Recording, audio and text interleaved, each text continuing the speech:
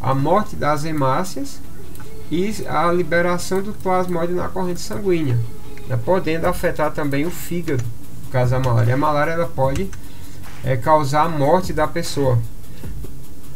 Olá pessoal, bem-vindos ao Curto e Grosso, Ciência Sem Enrolação.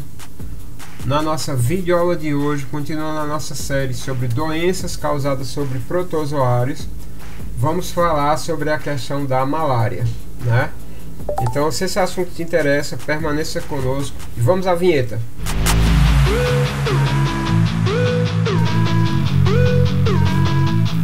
Olá pessoal, eu sou o professor Augusto Mota.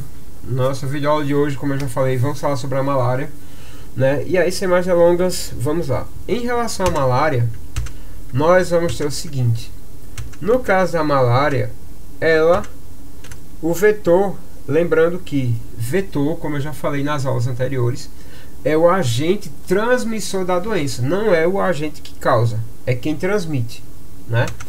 No caso da malária, como na doença passada, né, a leishmaniose, o vetor também é um mosquito, né?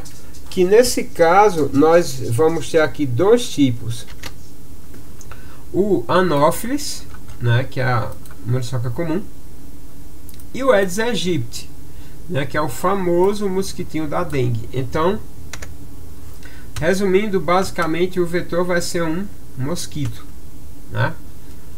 No caso, dois tipos. O protozoário, aí sim, nós temos causador da doença, é o plasmódio, né? Lembrando que o plasmódio, ele é, no caso, um esporozoário, né? Por quê? Porque ele não tem a estrutura de locomoção, ele não vai ter cílios, não vai ter flagelo, não vai ter pseudópodes. Então, esse aqui é um exemplo de um plasmódio, que é o protozoário causador da malária. Como sintomas, no caso dos sintomas, nós vamos ter o seguinte: basicamente, o protozoário ele vai se instalar nas hemácias, que são as células do sangue, né? Também podendo afetar o fígado, a infecção também se espalha para o fígado.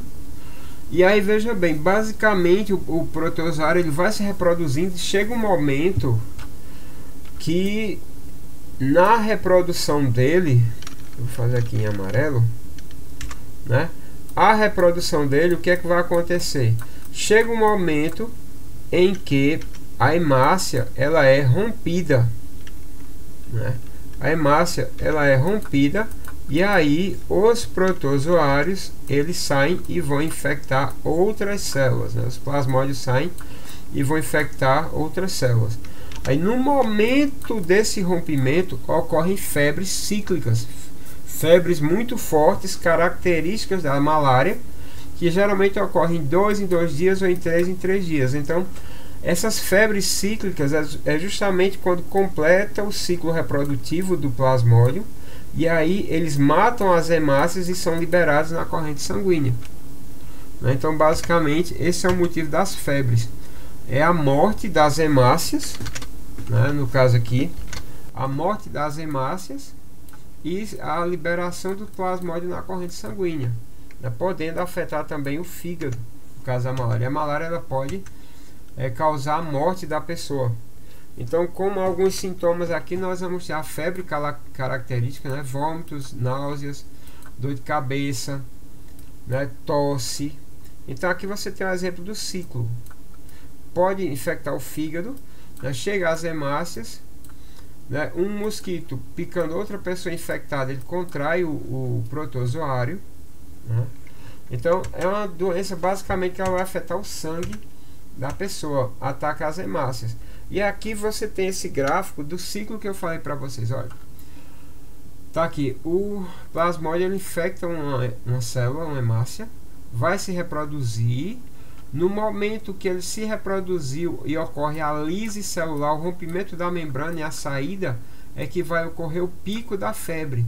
Aí você vê que geralmente esse pico ele vai ocorrer aqui entre 3 em 3 dias ou 4 em 4 dias, que é justamente quando o protozoário ele sai, a célula ela tem um rompimento da membrana e sofre o processo que a gente chama de lise celular, e aí o protozoário ele sai para infectar novas células. Então a febre característica da malária é justamente devido a isso. A morte da hemácia ao final do ciclo reprodutivo, hemácia ou glóbulos vermelhos do sangue, tanto faz, né? Ao final do ciclo reprodutivo do plasmódio. E aí quando ele sai, ocorre a morte da hemácia e essa febre característica da infecção. Ok, pessoal? E no caso aqui, profilaxia ou prevenção. No caso da profilaxia, ela vai se dar como no caso da dengue, combatendo água parada. Por que isso? Porque é o seguinte, pessoal. No ciclo reprodutivo do mosquito, lembrando, tanto aqui como no caso da dengue, no ciclo reprodutivo, quem pica é a fêmea. Por que a fêmea? Porque ela precisa de proteína para os ovos, na postura dos ovos, né? Só que é o seguinte, para ela pôr os ovos, ela precisa de água parada. Então, quando eu evito água parada, eu quebro o ciclo reprodutivo do mosquito. Ele não tem onde colocar os ovos. Não tendo onde colocar os ovos, eu quebro o ciclo reprodutivo. Não é uma coisa tão simples, né? Mas ao mesmo tempo não é. Por quê? Devido à má educação da população, esses esforços não têm sido tão eficazes assim. Por quê? Porque tem muita gente mal educada que não está nem aí. Infelizmente, eu limpo o meu quintal, e se a outra pessoa na casa vizinha não limpar no dela, infelizmente, se o mosquito pegar só na casa dela, mas não, o mosquito vai pegar na casa dela e pode vir para a minha também, né? Então, tudo quando envolve a questão da educação da população é complicado, porque tem gente que tem compromisso e limpa. Muita gente não faz isso.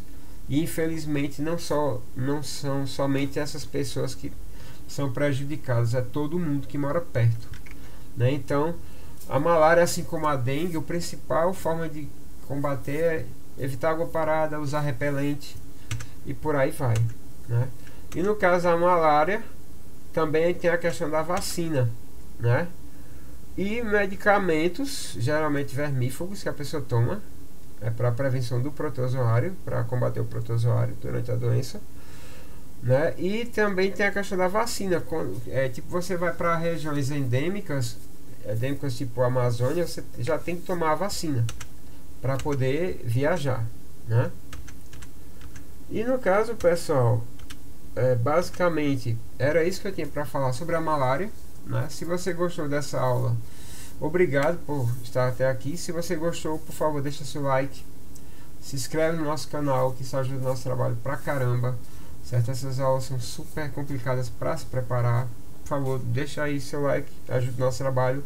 Caso você queira ter acesso a esses slides gratuitamente, vá lá na descrição do vídeo, tem lá o link, você pode baixar gratuitamente. Se você quiser usar esses slides na sua aula, caso você seja um professor, pode usar também tranquilamente, que isso ajuda o nosso canal pra caramba, que na verdade você está divulgando o nosso canal, certo? Tanto eu lhe ajudo com o material, como você também me ajuda com a divulgação. Então é uma ajuda mútua. Então, mais uma vez, agradeço a vocês pela audiência. Próxima aula, concluindo a parte das doenças, vamos falar sobre giardíase, certo? Então nos veremos na nossa próxima videoaula. Forte abraço, fiquem com Deus e fui!